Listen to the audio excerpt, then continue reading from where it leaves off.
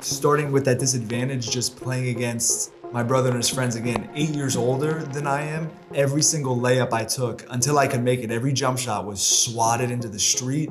And it was just, I liked it because when they were done playing and they went and they were going playing video games or they went to somebody else's house, that's when, 8 or 9 years old is actually when I started putting myself through dribbling drills, shooting drills, just anything that I could do at that time with what I was given to try to get an edge or, get my first bucket. I have the video of when I first dunked and there's no reaction because when I land, I'm just thinking to myself, okay, what's next?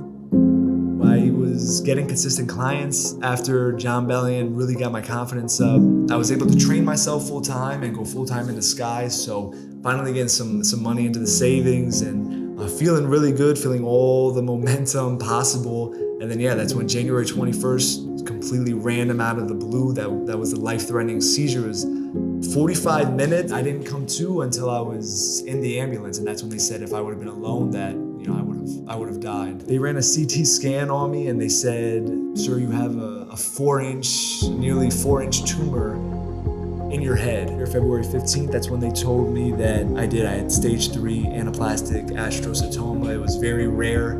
February 7th, it was a 6-hour surgery. They went in for the first big tumor, for the 4-inch one, because it was easier to get. Again, those side effects, not being able to put together sentences for 4 to 6 weeks, needing speech therapy. Either way, it was a week later and I was in the second surgery. That was on my medial artery, and the risk for that was being paralyzed from the waist down and needing physical therapy just to even walk normally again. And they said that the odds of returning back to dunking or getting my full leg strength back ever, it wasn't looking too hot. So not being able to jump, everything that I worked for, being told twice that, hey, more than twice, but multiple times, you're not going to be able to do this.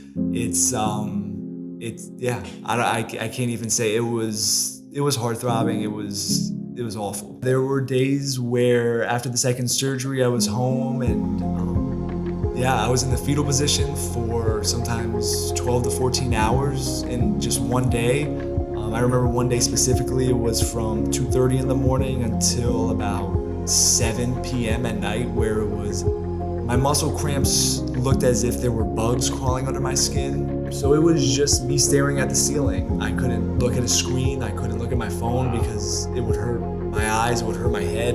Taking it all in, that first week post-op, like those 9-10 days were just, they were awful. I could do push-ups against a wall. I could do pull-ups while I was standing on a chair. So my physical strength was awful.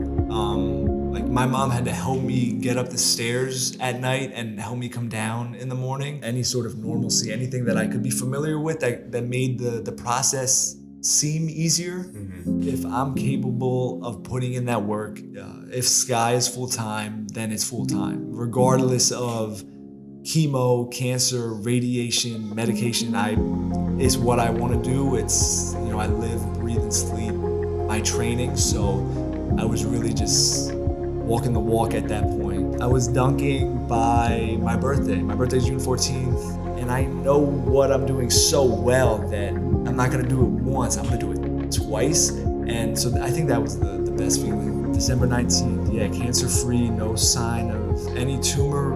And then I got this call from Isaiah, so I'm just like, I'm crying all day. I'm crazy emotional. He's calling me saying, we want to do this project. And I'm just like, this is just, it was unreal to just come full circle, 11 months later, just from the seizure to this, it was unreal.